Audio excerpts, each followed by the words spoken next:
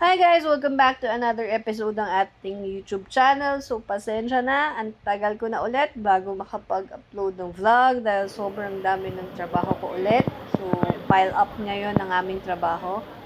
So, hindi ko masyadong atupag ang pag-vlog ngayon. Pero dahil walang pasok ngayon at maulan, so tara, mag-upload tayo ng isang video. So, samahan nyo kami. Nagpunta kami dito sa may Bali, Indonesia ng aking travel partner. As you can see, kami ay lumipad papuntang Bali. Ang sinakyan namin is Cebu Pacific na direct flight na from Manila to Bali, Indonesia.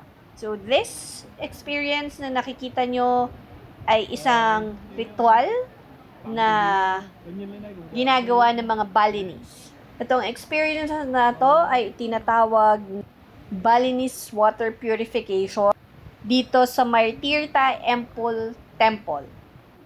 Itong Tirtha Empul Temple, or also known in English as a Holy Spring Temple, na located sa may Ubud Village. Kung nasa Ubud kayo, try to visit this temple. Ay isa siyang special temple dito sa may Bali. So, maraming pupuntang mga tourists dito and even local. Especially pag full moon, maraming pumupunta dito. So, kilala siya as water cleansing if you are a sinner. And also, kung may sakit kayo, for healing din daw siya. Ito yung mga belief ng mga Hindus. So, yung itsura nitong temple na to, sorry, meron siyang tatlong pool na nire-represent. So, ibig sabihin ng tatlong pool, isang past, present, and life future. So, yung first pool, ito ay tinatawag for cleansing. So, pag ginagawa nyo siya, parang gagawa ka ng isang chant or meron kang sinasabi mantra mo habang dinidip mo yung ulo mo dun sa may fountain. So, ganyan yung style. Nakikita nyo naman yung ginagawa namin. Pero most ng ibang tourist dyan, parang disrespectful. Merong dumudura lang, ganyan, parang nakakadiri din. Ayan, ganyan yung gagawin nyo. So, itatapat nyo yung ulo nyo sa may fountain and say your mantra. So, kakaibang experience to be honest. First time namin to. So, sa tagal namin nagta-travel, ito yung kakaibang experience na ginagawa. Yung sa Japan, na-experience naman namin yung onsen. So, isa din way of cleansing din nila yon to relax and also. Pero ito, dahil ito ay part ng kanilang belief, so, sunod na lang tayo. Sabi nung guide namin, doon lang kami sa first pool kasi yung second and third pool, parang hindi na siya nire-recommend for tourists. So, nasa Ubud Village kayo, part siya ng tour. Nasa 3,000, mga 5,000 pesos roughly yung package for tour siya. So, meron na rin siyang service na magdadrive kahit saan. Pero, it's a whole day tour package. So, isa lang to sa mga experience na nagawa namin. And then, meron din silang rice terraces na inakyat, parang Banawe rice terraces. Pero, ito, yan area lang yan talaga ang kanilang pinikater na for tourists. And then, sarado yung mismong temple nung time na nagpunta kami. So, pag nandito pala kayo, hindi kayo basta-basta makakadip dyan sa mga pools na yan. Parang meron munang orientation kung paano nyo siya gagawin. And also, hindi basta-basta nakahubad lang kayo. Kailangan may undershirts yung mga babae, yung mga lalaki. Yung sarong nila naka-cover yung sa may bewang.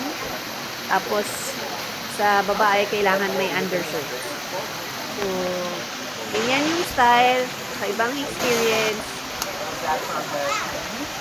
At medyo nakaka-aliw yung experience na to. Pero, na-observe ko din sa mga ibang local na Balinese. Nag-offer din sila ng food kahit saan.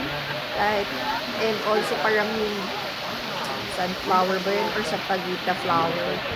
So, most ng mga fountain pools dyan, nilalagyan nila ng ganun. So, hindi na namin ginawa yun kasi hindi rin namin maintindihan kung ano yung ginagawa nila. Pero at least for experience lang talaga.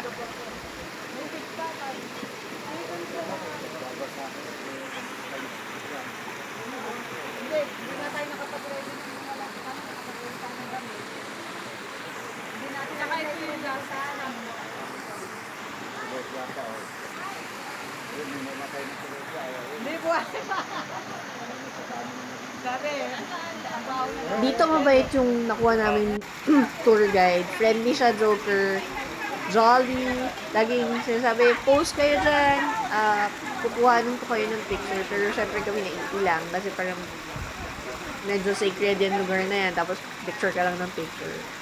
So at least, habang na-experience namin yan, seryoso din kami ginagawa namin siya.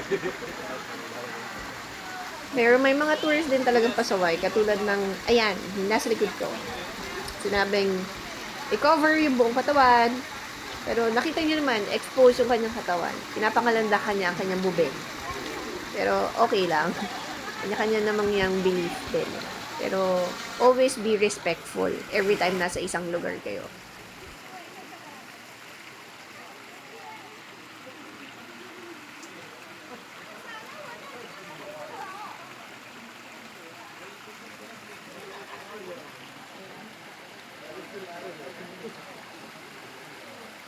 So, hanggang sa muli, nakita nyo na ang aming Balinese water purification experience.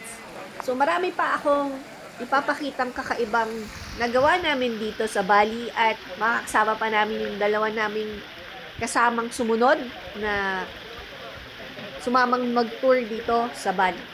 So, ito ang inyong Lakwatcher na Praiser na walang sawang magpapakita sa inyo ng mga kakaibang experience na ginagawa ko dito sa Pilipinas at saan man panig ng mundo. Ito ang inyong Lakwatcherang Appraiser. Maraming salamat sa inyong panonood. Yes, slowly but we are growing. 151 subscribers na tayo. Ingat kayo palagi. Hanggang sa muli. Paalam!